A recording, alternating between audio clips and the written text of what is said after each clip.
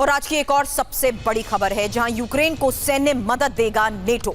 आने वाले वक्त में यह मदद कैसे बड़े एक्शन में तब्दील हो सकती है, एक बहुत बड़ा सवाल, क्योंकि यूक्रेन को अब 50 अरब डॉलर की मदद को लेकर खबर है। यूक्रेन को हथियारों की नई खेप मिलेगी। रूस के खिलाफ नेटो की एक और बड़ी तैयारी। तो नेटो की यूक्रेन को यह मेगा मदद है क्या? फिलहाल 50 अरब डॉलर से क्या क्या हथियार मिलेंगे, यही इंफॉर्मेशन आपके सामने। Air defence system, Patriot, NASAMS, IRIS-T और SAM-P-T। इसके अलावा लॉन्ग रेंज आर्टिलरी, हाइमार्स, M270, साथ ही टैंक और आर्मर्ड व्हीकल्स। इसके अलावा लेपर्ड 2, एब्राम्स, ब्रैडले।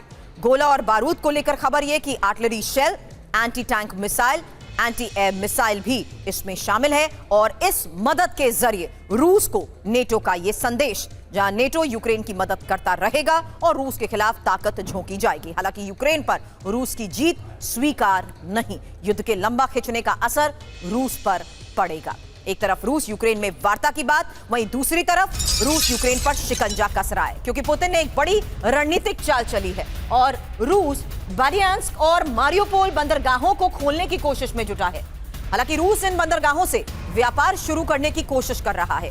बेर्डियांस्क और मारियोपोल यूक्रेन का हिस्सा है, लेकिन पिछले 1.5 साल से रूस ने इन इलाकों पर कब्जा किया हुआ है।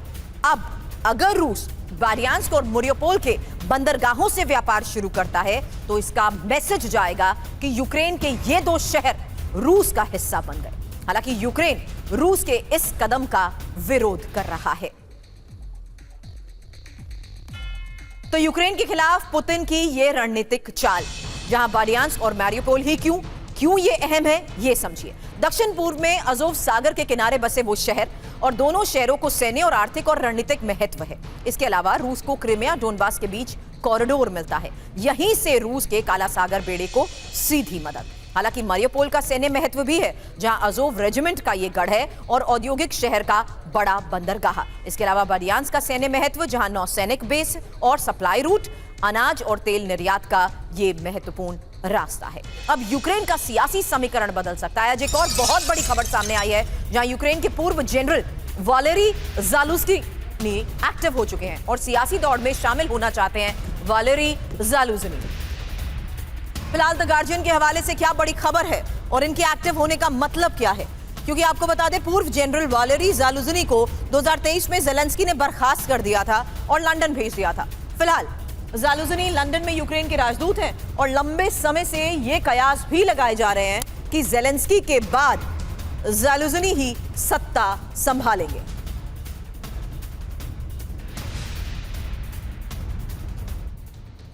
अब ज़ेलेंस्की के खिलाफ यूक्रेन में गदर।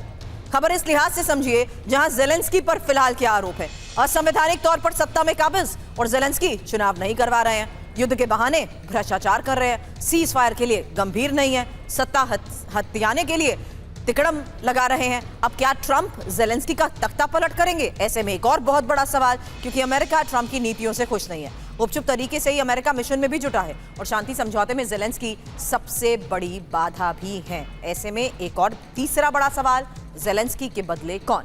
पूर्व जनरल वालेरी ज़ालुझनी का नाम सबसे आगे है। ज़ेलेंस्की ने 2023 में ज़ालुझनी को बर्खास्त किया था और इस वक्त वो लंदन में राजदूत हैं।